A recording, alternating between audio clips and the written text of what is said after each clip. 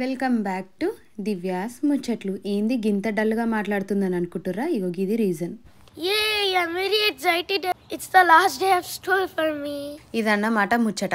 నా కొడుక్కి summer holidays వస్తున్నాయి. ఇది ఇక వాడి లాస్ట్ డే ఆఫ్ స్కూల్ అనమాట. అందుకే అంత ఎగ్జైటెడ్గా స్కూల్కి పోతుండు. నా డల్నెస్కి కూడా రీజన్ అదే.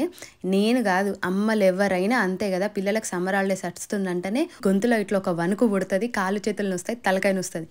ఎందుకంటే వాళ్ళు స్కూల్కి పోతేనే మంచిగా ఉంటుంది. టైంకి పోతారు, టైంకి వస్తారు, టైంకి తింటారు. వాళ్ళకి హాలిడేస్ అని ఇంట్లో ఉంటే మాత్రం ఎప్పుడు తింటామో ఎప్పుడు లేస్తామో అర్థం కాదు. మనం చెప్పినట్టు వాళ్ళు వినరు, వాళ్ళు చెప్పినట్టే రివర్స్లో మనం వినాలి. లేదు, ఇండియాలో మంచిగా నెల రోజులు ఇస్తారు హాలిడేస్. ఇట్లా చూసి అట్లా చూసే లోపల అయిపోతాయి. ఇక్కడనైతే మరీ 2.5 నెలలు ఇస్తారండి. ఏం చేయాలనో అర్థం కాదు.